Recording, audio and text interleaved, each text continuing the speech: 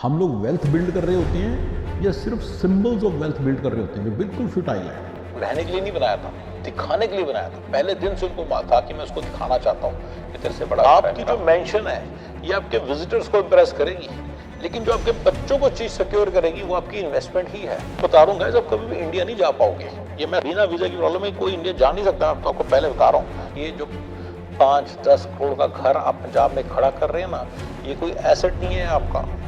ये सिर्फ और सिर्फ एक डिस्प्ले की चीज है जो कि विजिटर।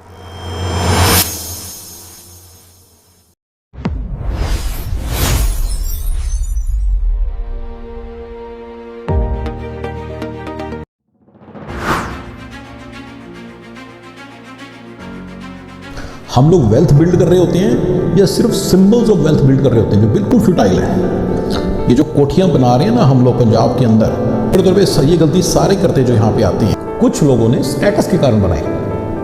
बात कर रहा हूँ कि वेल्थ को समझा भी है पंजाबियों ने, हम पंजाबियों ने समझा भी है वेल्थ को क्या होती है।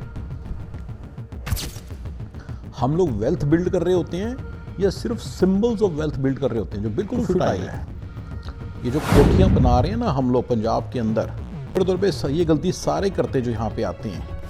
एंड वो जो कोठियां बना रहे हैं, जो ज़मीनें खरीद रहे हैं, जो वहाँ पे प्लॉट्स खरीद रहे हैं, right, are they building the wealth?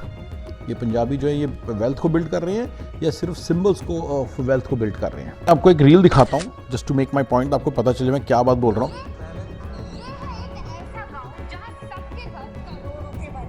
करोड़ों के बने हैं, दिख रहा है?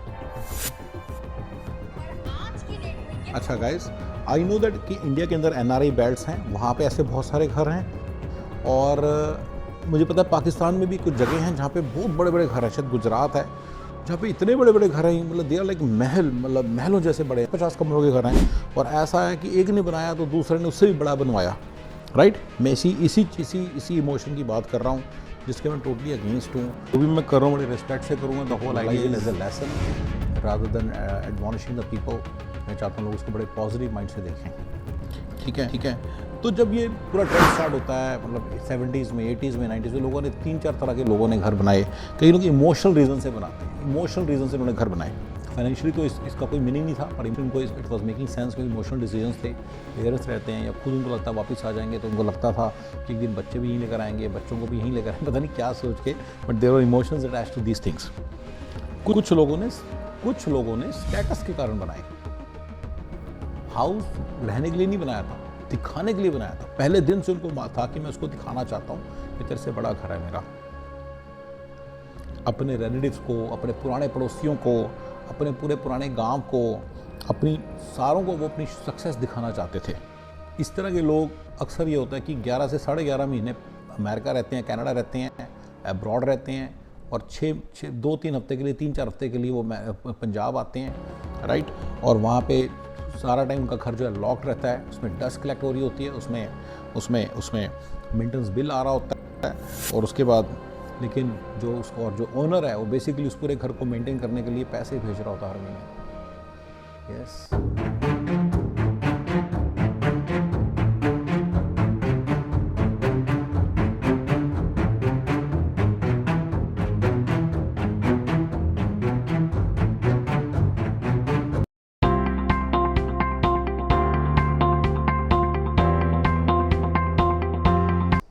अब मैं इस पूरी बात को अपने सक्सेस फॉर्मूले के हिसाब से बताऊंगा। मैंने सक्सेस फॉर्मूले में बोला है, मैं 2-3 बातें बोलनी पहले तो कि पैसे इंडिया मत भेजो, ठीक है। मैं कहता हूँ जो मर्जी चीज़ बना लो, वो आपका घर आपका वही है। 5-10 करोड़ का घर आप पंजाब में खड़ा कर रहे हैं ना, ये कोई एसेट नहीं है आपका। ये सिर्फ और सिर्फ एक डिस्प्ले की चीज़ है जो। अब मैं इस पूरी बात को अपने सक्सेस फॉर्मूले के हिसाब से बताऊंगा। मैंने सक्सेस फॉर्मूले में बोला है, मैं 2-3 बातें बोलनी पहले तो कि पैसे इंडिया मत भेजो, ठीक है। मैं कहता हूँ उससे यहाँ की वीज़ा की प्रॉब्लम सॉल्व करो। पर चलिए, जो कनाडा और ऑस्ट्रेलिया में आज भी उनको वीज़ा की प्रॉब्लम नहीं आती, आज से 20 साल पहले तो बिल्कुल ही कम थी। अमेरिका में 2003 से पहले वीज़ा की प्रॉब्लम, ग्रीन कार्ड की प्रॉब्लम बिल्कुल नहीं थी। 2003 जनवरी 1 के बाद से लेके 2007 जुलाई तक ग्रीन कार्ड की प्रॉब्लम थोड़ी मॉडरेट थी, ज़्यादा नहीं थी। 5-6 साल में ग्रीन कार्ड आया था, 2-3 साल में ग्रीन कार्ड आया था। उसके पहले तो 1-1 साल, 2-2 साल में आ जाता था। 2007 जुलाई के बाद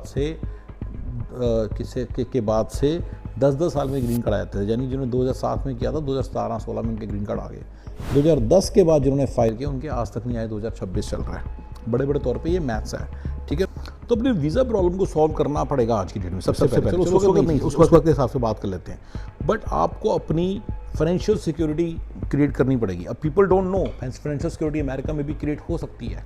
जैसे कि मेरा सक्सेस फॉर्मूला है कि 14 साल अगर आप $10,000 पर मंथ S&P 500 में डालोगे तो 14 साल के बाद आप $10 पर मंथ फॉरएवर, उसके बाद बच्चे भी अर्न करेंगे, उसके उनके जब जाएंगे उनके बच्चे भी अर्न करेंगे, यानी कि हर कोई फॉरएवर अर्न करता रहेगा 10,000 hours per month. And after 14 years it will be inflation adjusted also, यानी कि उसके बाद जो पैसे होंगे इन्फ्लेशन एडजस्टेड होंगे, तब तक तो नहीं लेकिन उसके बाद होंगे। तो ये हमेशा सक्सेस फॉर्मूले के तौर पर याद रखिएगा कि आपके जहाँ बच्चे पलते बढ़ते हैं ना, वो बहुत बड़ी जगह वही आपका घर है, सब कुछ आपका वही है जहाँ पे आपके बच्चे पल बढ़ रहे हैं। बाकी आप जितनी मर्जी जो मर्जी चीज़ बना लो, वो आपका घर नहीं, घर आपका वही है, बाकी सारे मकान हैं। अमेरिका की लाइफ को सेटल करने में नंबर 1 चीज़ वीज़ा ही है, उस या ग्रीन कार्ड लेना है, या कनाडा सब जगह पे यही है, PR है, कनाडा ऑस्ट्रेलिया UK सब जगह यही है। नंबर 2 जो प्रॉब्लम है वो आपको फाइनेंशियल स्टेबिलिटी क्रिएट करनी है, और जब आप इंडिया पैसे भेजते हो आपकी फाइनेंशियल स्टेबिलिटी क्रिएट नहीं होती।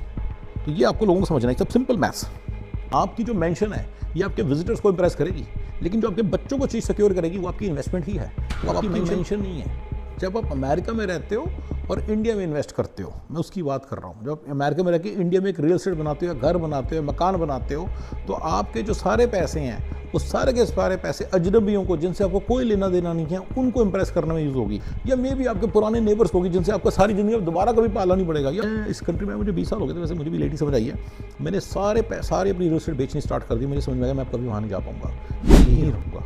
मेरी तो फिर भी काफ़ी सारी प्रॉब्लम्स भी मैंने तो सॉल्व की हैं। मैं तो कहता हूँ जिसकी प्रॉब्लम सॉल्व भी नहीं है ना, वो भी नहीं जाने वाले। हम अपने पेरेंट्स से दूर है, अब हमारे बच्चे अपने पेरेंट्स से दूर हैं, अगर इंडिया चले जाएंगे जिसको कोई फायदा है नहीं। अच्छा, पैसे सबने मैंने वीडियो बनाया था, $2.5 से $3 मिलियन अगर एक बंदा शराफत से 401k में हर महीने पैसे डालता रहा ना, तो 30-35 साल के बाद, दैट इज 25 साल की उम्र में स्टार्ट किया, 60 साल की उम्र में खत्म किया काम। 35 साल हो गए, 35 साल हो गए, 35 साल मेरे को जरूरत ही नहीं करता, सारे पैसे मेरे यहाँ, मेरे बच्चे यहाँ, मेरे बच्चों के बच्चे यहाँ, बच्चों की शादियाँ यहाँ, सब कुछ तो यहाँ है मेरा। बता रहा हूँ गाइस, अब कभी भी इंडिया नहीं जा पाओगे।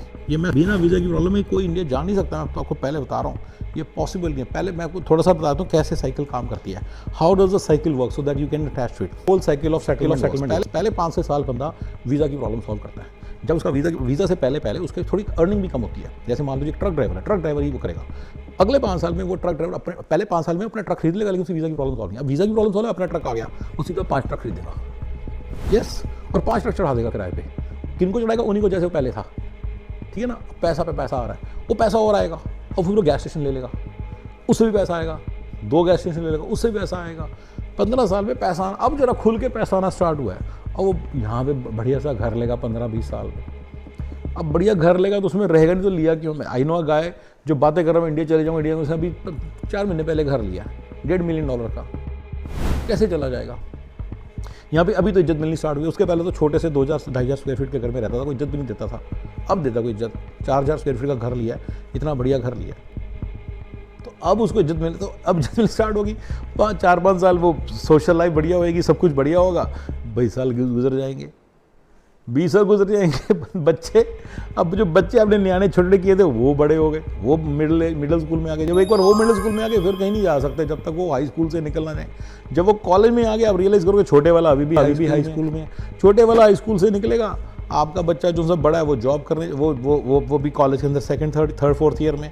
अब छोटा बच्चा कॉलेज में गया, अब आपकी और 25 साल तो हो चुके आपको यहाँ पे रहे हुए, तो फंसते चले जाओगे, फंसते चले जाओगे। एक और बात बताना चाहता हूँ, अमेरिकन ने सारा सिस्टम बड़ा सोच समझ के बनाया, तो इसलिए इसमें से निकल नहीं पाओगे। अगर आपको कि मैं ऐसे कुछ चेंज कर देंगे, दुनिया के आगे से चेंज होगी, तो अमेरिका भी अपना सिस्टम चेंज कर देगा आप लोगों के लिए। तो इसलिए मेरे हिसाब से स्टोरी ऐसी रहेगी। 55 साल की मैजिकल उम्र होगी आपकी भी। अब 55 साल की उम्र में आपके पास पैसा भी आ गया, आपका 401 के बिल्ड हो गया, आप हस्बैंड वाइफ का आप सीधा मैच करते हो, 2 पर 5 साल में और बिल्ड हो जाएगा। 60 की उम्र में आप देखते हो $2.5-3 मिलियन हैं। पैसे के कारण तो जाने का मतलब नहीं है, काम कुछ होता नहीं, बच्चे सारे बड़े हो चुके हैं, काम बहुत लिमिट में हो जाता है, ठीक है ना। अगर आप मॉडेस्ट लिविंग आपकी 3,000 स्क्वायर फीट का घर है, काम खास ही अच्छा, जिसका ज़्यादा बड़ा भी है वो सिंपल मैथ करता है। ज़्यादा बड़े घर का मतलब है इतने एक्स्ट्रा पैसे सफाइयों के, इतने एक्स्ट्रा पैसे मेंटेनेंस के, इतने एक्स्ट्रा पैसे प्रॉपर्टी टैक्स, ये वो ब्ला ब्ला ब्ला। एग्जैक्टली मैंने ये मैथ कर रखा है, जरूरत ही नहीं जाने की। पैसे यहाँ कमाएंगे, बढ़िया यहीं पे खर्चेंगे, वहीं पे रहेंगे। बेसिकली इसके कारण चिल्ड्रन के कारण बिल्कुल कोई भी बंदा इंडिया नहीं जा पाएगा। Please understand this. आप इस बात को समझे कि वो बच्चे यहाँ पे रहते हैं, इंग्लिश बोलते हैं, हिंदी पंजाबी आती भी नहीं, उनको लिखनी पढ़नी नहीं आती, पेपर वो कैसे करेंगे कहीं का इंडिया क्या। तो उनके फ्रेंड्स यहाँ पे हैं, उनका सारा फ्यूचर यहाँ पे है, उनका करियर यहाँ पे है, उनको यहीं के हिसाब से पता है। वो क्रिकेट नहीं खेलते, फुटबॉल खेलते हैं। मैंने वीडियो बनाया थोड़े दिन पहले कि क्रिकेट के बैट को जला दो। कैसे बताओगे अपने बच्चों को बेटा फुटबॉल को फाड़ के जाना अमेरिकन फुटबॉल को फाड़ के जाना इंडिया, लोगों को पता नहीं गेम का लोगों या कैसे बताओगे सारा, कौन बच्चा जाएगा वापस। बच्चे तो भूल जाओ कि कभी जाएंगे। ये घर जो सब लोगों ने बनाया कि बहुत ही पुअर आइडिया है। ये इसका सैडेस्ट पार्ट है।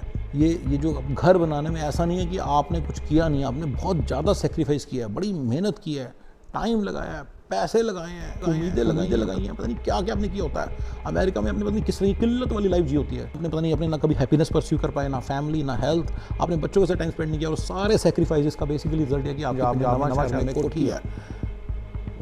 बताओ कितनी बेवकूफ़ी वाली बात है। आपके बच्चे वहाँ नहीं जाएंगे, आप नहीं वहाँ जाओगे, आपके बच्चों के बच्चे वहाँ नहीं जाएंगे, तो किसके लिए बनाया आपने? That is a house that nobody would use basically. ये भी एक चीज़ समझना कि आपको घर, ऐसा नहीं अगर आपने घर नहीं बनाया तो कोई बहुत बड़ा मिस आउट हो जाएगा।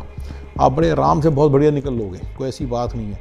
इंडिया में जाने के बाद आपको वाइट पैसा होता है ना अमेरिका का, तो बहुत बोलता है वहाँ पे। बट बेसिकली बड़े तौर पे आप इस बात को समझ लो कि अगर आपने सेटल होना है अमेरिका में तो आपको कोई रोक नहीं पाएगा।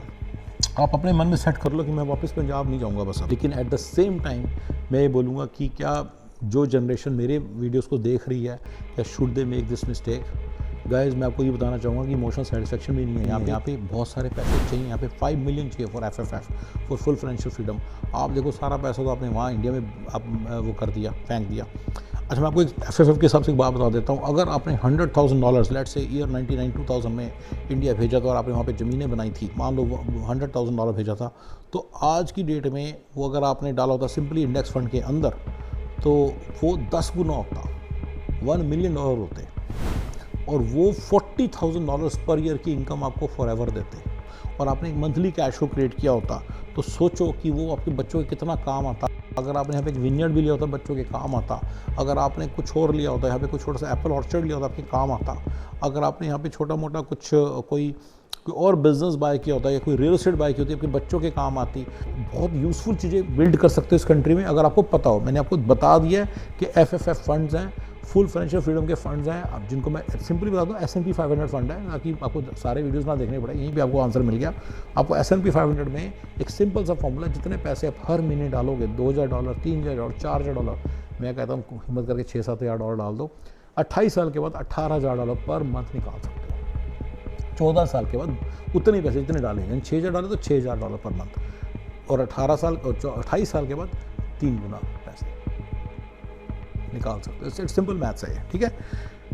सक्सेस इस चीज़ में है कि जो आपका घर है वो आपके काम आए, आपके बच्चों के काम आए, आपकी फ्यूचर जनरेशन्स के काम आए। काफ़ी सारे NRIs हैं जो कि 30 साल घर को बनाने में लगाते हैं, सारी ज़िंदगी अपनी अमेरिका और कनाडा के अंदर कमा के पंजाब के अंदर एक घर के अंदर डालते रहते हैं, उसमें सिर्फ 30 दिन रहने के लिए।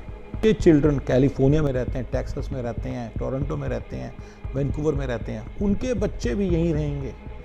तो आप पंजाब के अंदर ये घर क्यों बना रहे हैं? ये आप अपने आप को सज़ा दे रहे हैं। याद रखिए, जो 5-10 करोड़ का घर आप पंजाब में खड़ा कर रहे हैं ना, ये कोई एसेट नहीं है आपका। ये सिर्फ और सिर्फ एक डिस्प्ले की चीज़ है, जो कि विजिटर्स देख के खुश होते हैं कि इतना बड़ा घर है, जिसका आप जो आपके किसी काम नहीं आएगा। ये सिर्फ एक फ़ोटोग्राफ है, ये सिर्फ एक फेसबुक की पोस्ट है, इससे आपकी लाइफ चेंज नहीं होगी। Alright guys, thank you.